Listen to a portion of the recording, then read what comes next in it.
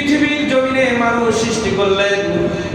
এই মানুষকে আল্লাহ রাব্বুল আলামিন আদম আলাইহিস সালামকে ঘোষণা দিলেন, হে আদম, তুমি পৃথিবীতে যাইবা, কিন্তু পৃথিবীতে যাওয়ার আগে তোমার যে খাদ্যের প্রয়োজন, পানির প্রয়োজন, খাবারের প্রয়োজন, তোমার মাছের খাইতে ইচ্ছা হবে, ফল খাইতে ইচ্ছা হবে, ঘর বানাইতে ইচ্ছা হবে, সূর্যের আলো লাগবে, রাতের অন্ধকারে চন্দ্রের আলো করে তোমার ভালো লাগবে। পৃথিবীতে পাঠানোর আগে সব কিছু সৃষ্টি করে আমি তোমাকে পৃথিবীতে পাঠাইলাম। হে আদম, তুমি একটা দিকে খেয়াল রাখবা, ওলুল কোরআন যারা পড়ছে তারা বলতে পারবে। আল্লাহ রাব্বুল আলামিন বললেন, ওমা খালাকতুল জিন্না ওয়াল ইনসা ইল্লা লিয়াবুদুন। প্রত্যেক নবীকে আল্লাহ বলেছিলেন, যেটা আমরা 27 নম্বর পারার মধ্যে ওলামায়ে কেরাম পড়ি। আল্লাহ রাব্বুল আলামিন বলেন, আদম, পৃথিবী আমি তোমার জন্য সাজিয়েছি 1,24,000 মতান্তরে 2,24,000 নবী সহ সমস্ত নবীর উম্মত। কিয়ামত পর্যন্ত যত মানুষ পৃথিবীর জমিনে আসবে, সবাইকে পৃথিবী পাঠানোর আগে আমি পৃথিবী সাজায় দিলাম, তারা সাথে একটু জানাই বাড়াই করে পৃথিবীতে বসবাস করবে। আর তোমাকে সৃষ্টি করেছে আমার জন্য, পৃথিবী সৃষ্টি করেছে তোমার জন্য, তোমাকে সৃষ্টি করেছে আমার জন্য। এই কথার তাৎপর্য কি? বান্দা, তুমি আমার হও, পৃথিবী তোমার হবে। তুমি যদি পৃথিবীর গোলামি করে আমাকে পাইতে চাও, আমাকে পাইবা না।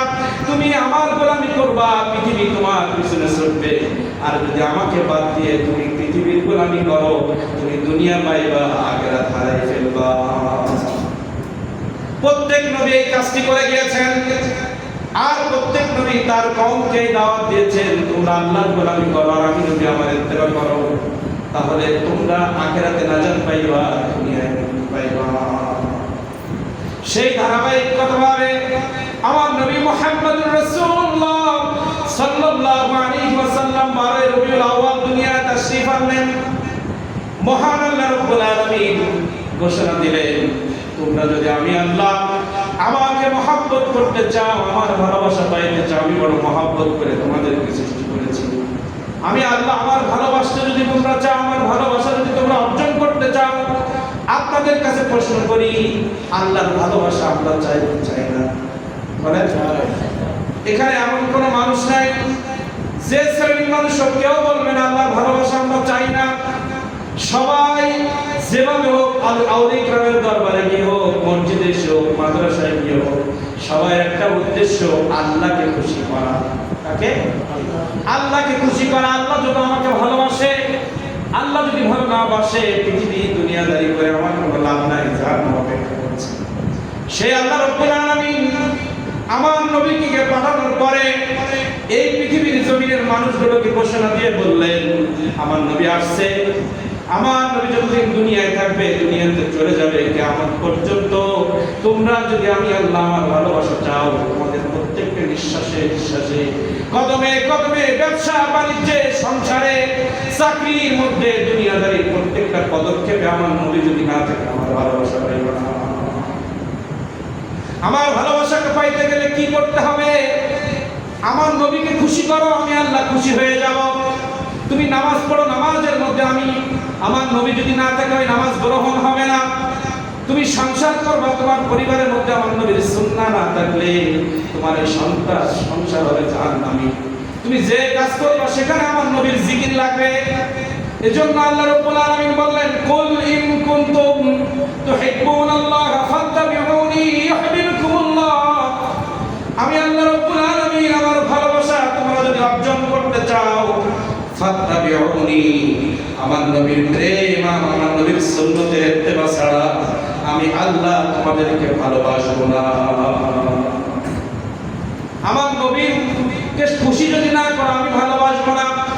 এরপরে কি, কুল আতিউল্লাহ ওয়ার রাসূল, আমি আল্লাহ আমার আনুগত্য যদি তোমরা করতে চাও, আমার নবীর আনুগত্যের মাধ্যমে আমার আনুগত্য করতে হবে। কোরআন মাজিদ আপনি শিখবেন, আমার নবীর কাছে শিখতে হবে। আমার আল্লাহ রাব্বুল আলামিন বলেন, নবীর তরিকায় ছাড়া কোরআন মাজিদ বাড়ি বসে শিখলে হয় তেলাওয়াত আমি গ্রহণ করব না। দলিল কি? তুমি জ্ঞান অর্জন করবে, তুমি বৈজ্ঞানিক হতে পারো, চাঁদ গবেষণা করতে পারো, অসুবিধা নাই। তুমি ডাক্তার হতে পারো, অসুবিধা নাই। ইঞ্জিনিয়ার হও, কোনো অসুবিধা নাই। কিন্তু ইঞ্জিনিয়ারের মধ্যে আমার নবী লাগবে। ডাক্তারগিরি করতে গেলে ওখানে নবীর আদর্শ লাগবে। তুমি ব্যবসা করো, কোনো অসুবিধা নাই, ব্যবসার মধ্যে আমার নবীর সুন্নাহ লাগবে। তুমি চাকরি করো, কোনো অসুবিধা নাই, চাকরির মধ্যে আমার নবীর সুন্নাহ লাগবে। তুমি ইমামতি করো, কোনো অসুবিধা নাই, ইমামতির মধ্যে আমার নবীর সুন্নাহ লাগবে। তুমি কোরআন মাজিদ তেলাওয়াত করো, কোনো অসুবিধা নাই, কিন্তু কোরআন মাজিদ আমার নবীর যে পদ্ধতিতে শিখে গিয়েছে সেভাবে শিখতে হবে। বাড়ি পড়ে পড়ে ওয়াজ করলে হবে না, বাড়ি কোরআন মাজিদ গবেষণা করে ইউটিউব চ্যানেল, টিভি চ্যানেলে মাথায় মোবাইল দিয়ে বক্তব্য দিলে বক্তা হওয়া যাবে না।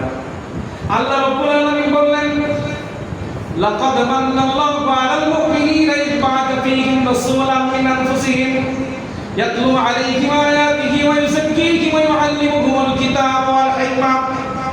হে পৃথিবীর মানুষ, তোমরা শুনে রাখো, তোমাদেরকে আমার ইবাদত করার জন্য সৃষ্টি করেছি, আর পৃথিবীর জমিনে তোমাদের নিয়ামত সমূহ আমি কি দিয়েছি তোমরা ভোগ দখল করবে। এজন্য সূর্য সৃষ্টি করেছি, রোদের মাধ্যমে তোমাদের ফসলগুলো তোমরা ফলাইবা, দিনের আলোতে তোমরা চলবা, রাতের চন্দ্র দিয়েছি তোমরা চন্দ্রের আলোতে ঘোরাফেরা করবা, রাত দিয়েছি রাতের মধ্যে তোমরা ঘুমাইবা, ফসল দিয়েছি তোমরা ফসল উৎপাদন করে রিজিক নির্বাহ করবা।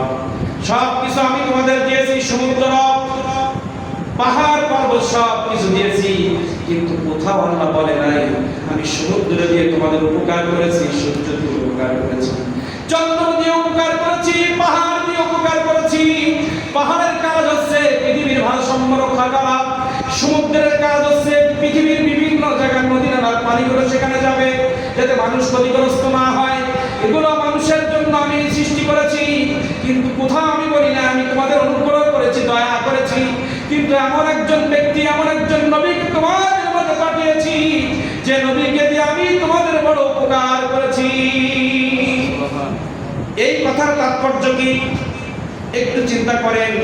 চাঁদ গবেষণা করে চাঁদে যদি কিনে মানুষ বাড়ি করে, চাঁদের মধ্যে মানুষ এখন জায়গা কিনছে, চাঁদ আল্লাহর সৃষ্টি, কিন্তু চাঁদ গবেষণা করে মানুষ চাঁদে গিয়ে কিন্তু আল্লাহকে ভুলে যায়, কারণ সে নিজেকে জ্ঞানের বহিঃপ্রকাশ করে আমি গবেষণা করে চাঁদে গিয়ে সেখানে আল্লাহর কোনো হাত নাই। মানুষ ব্যবসা করে কোটি কোটি টাকা বানায় সুদের মাধ্যমে, ঘুষের মাধ্যমে, আমি কষ্ট করে বানিয়েছি। যখন আপনি দুনিয়ার মাধ্যমে ব্যবসা বাণিজ্য চাকরি করে ঘুষের মাধ্যমে বাড়ি গাড়ি বানাইবেন, আপনি বলবেন আমার যোগ্যতায় বানিয়েছি। কারণ নবী বাদ দিয়ে কোনো কাজ যখন আপনি করবেন ওই কাজের মধ্যে শয়তান হস্তক্ষেপ করবে। আপনি বিবাহ যদি নবীর তরিকা না করেন, বিবাহে গান বাজনা হবে, আপনার স্ত্রী বেপরদায় চলবে। আপনি যদি মা বাবার খেদমতের মধ্যে আমার নবীর সুন্নাহ না রাখেন, মা বাবা আপনার ব্যবহারে কষ্ট পাবে, ভাই ভাই মহব্বত করবেন, সেখানে যদি সুন্নাহ না থাকে ভাইয়ের সাথে দ্বন্দ্ব থাকবে।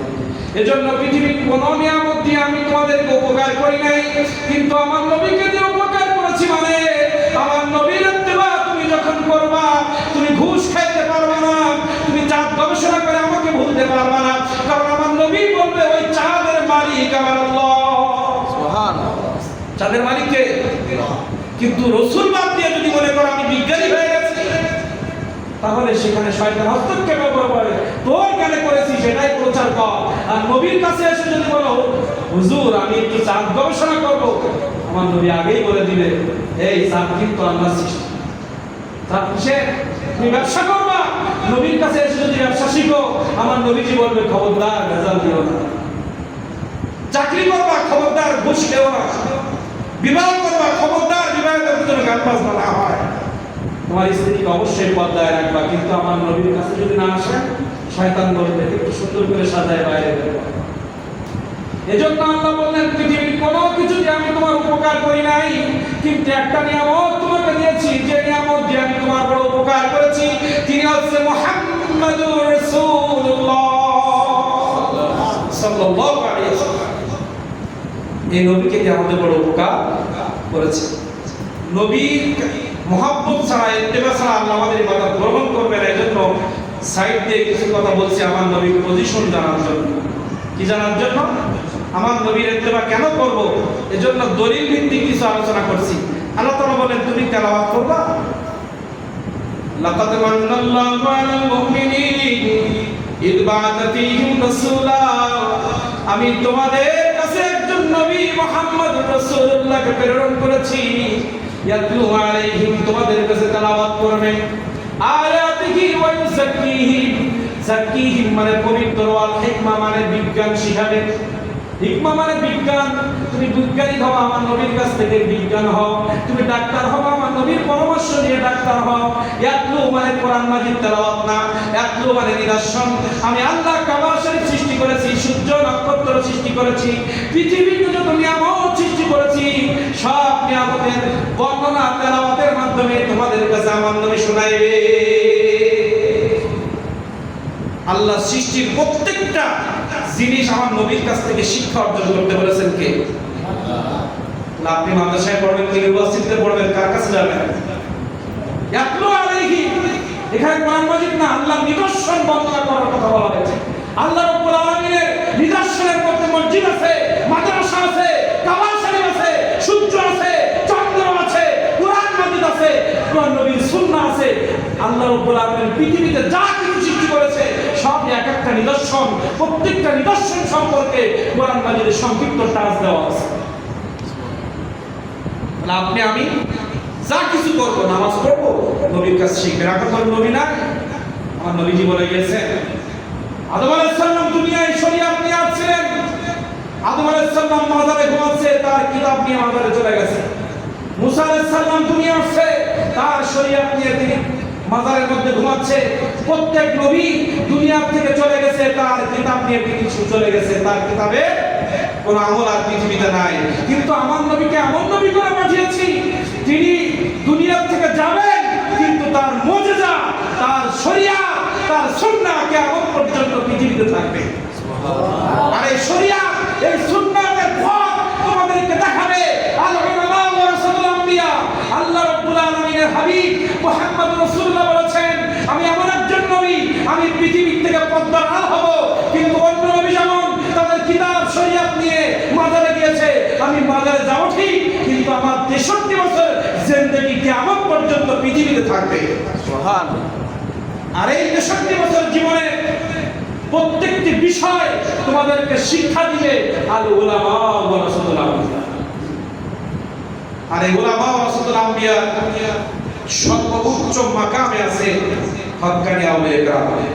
তার প্রমাণ আপনি 150 বছর 200 বছর, যাদের এখানে 90 বছর বয়স আছে, 100 বছর 150 বছরের আগে এই বাংলার জমিনে ইসলামের দিকে একটু খোঁজ নিয়ে দেখেন। সাতক্ষীরার জমিনে আমার গৌসুল আজম খুররবী রাহমাতুল্লাহ আলাইহি 100 বছরের অধিক ধরে ইসলাম নিয়ে আসছে। এখান থেকে 100 বছর আগে সাতক্ষীরার জমিনে একটু জরিপ করে দেখেন, মাদ্রাসা বানানো, মসজিদ বানানো, কালেমার দাওয়াত দেওয়া, সুন্নাতের দাওয়াত দেওয়া, মিলাদের দাওয়াত দেওয়া, যদি আপনি গবেষণা করেন, তিনি এনেছেন, তিনি হচ্ছেন আমার গৌসুল আজম খুররবী শাহ আব্দুল আজিজ খুররবী রাহমাতুল্লাহ আলাইহি। যে শাহ আব্দুল আজিজ খুররবী রাহমাতুল্লাহ আলাইহি সাতক্ষীরার জমিনে মসজিদ প্রথম তৈরি করলেন, মাদ্রাসা প্রথম তৈরি করলেন, কালেমার দাওয়াত তিনি প্রথম দিলেন। সেই কালেমার দাওয়াত নিয়ে সেই মাদ্রাসার স্টুডেন্ট হয়ে সেই ওলির সোহবতে থেকে আলেম হয়ে আজকে সেই ওলির বিরুদ্ধে কথা বলছো, তোমার মতো হতভাগা কেউ না। ঠিক কথা বলতে হবে। বাদ দিলাম সাতক্ষীরা জমি, সিলেট যান, চট্টগ্রাম যান, বাংলাদেশের প্রত্যেকটা জেলার দিকে তাকালে প্রত্যেকটা জেলার ইঞ্চি ইঞ্চি মাটি বলবে তুমি আজকে মুফাসসির হয়ে মাজার ভাঙতে চাও, তুমি আজকে মুহাদ্দিস হয়ে ওই আল্লাহর দুশমনি করো। তুমি 100 বছর আগে এই বাংলার জমিনে সিলেট, চট্টগ্রাম প্রত্যেকটা জায়গায় ইসলাম নিয়ে আসছে, কোরআন মাজিদ নিয়ে আসছে, মাদ্রাসা নিয়ে আসছে। খানজাহান আলী, শাহজালাল, শাহপরান, যে শাহপরান শাহজালালের আগমন না হলে তুমি মাথায় টুপি দেওয়া শিখতে না। আজকে তোমরা সবাই জাহান্নামী হতে সেই শাহজালালের রেখে যাওয়া মাদ্রাসায় পড়ে তুমি সেই শাহজালালের মাজার ভাঙতে যাও। ঠিক ঠিক। আমরা অতীত ভুলে গেছি। অতীত ভুলে গেলে তো চলবে না। যে পীরদের কারণে মুরব্বী যারা আছে তারা বলতে পারবেন যে এই বাংলার জমিনে ইসলাম কারা নিয়ে আসছে। আপনি গাছের গোড়া কেটে আগায় পানি দিতে চান? আপনি বাবার অসম্মান করে আপনি সমাজে সম্মানিত হতে চান? আপনার বাবা একজন আলেম, আপনার বাবা একজন ইমাম, আপনি যদি মদ গাঁজা খান বাবার সম্মান থাকবে? আপনি বাবার ঐতিহ্যের বিরুদ্ধে কাজ করলে আপনার সম্মান থাকবে? আপনার বাবা হচ্ছে আউলিয়া کرام, যে আউলিয়া کرامের কারণে তিনি মুফাসসির হলে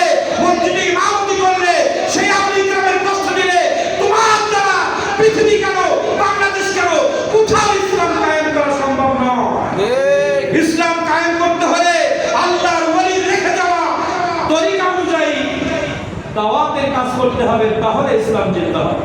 ঠিক। আজকে আমাদের সন্তানদের মধ্যে কোনো আদব নাই, সুন্নাহ নাই।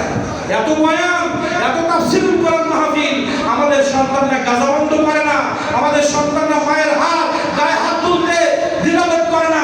আপনি দেখান যারা আল্লাহর ওলির সোহবতে ছিল, তারা মাকে কষ্ট দিয়েছে কিনা, তারা কোনোদিন মদ গাঁজার সাথে সম্পর্ক করেছে কিনা। এত তাফসীরুল কোরআন মাহফিল, এত অনুষ্ঠান, কিন্তু গান বাজনা বন্ধ হয় না, পিতামাতার কষ্ট দেওয়া বন্ধ হয় না, অন্যের হক ফাঁকি দেওয়া বন্ধ হয় না। কারণ ওই বক্তব্যের মধ্যে, ওই আলোচনার মধ্যে, ওই মাহফিলের মধ্যে আউলিয়া কিরামের সোহবত নাই, আউলিয়া কিরামের মহব্বত নাই। ঠিক।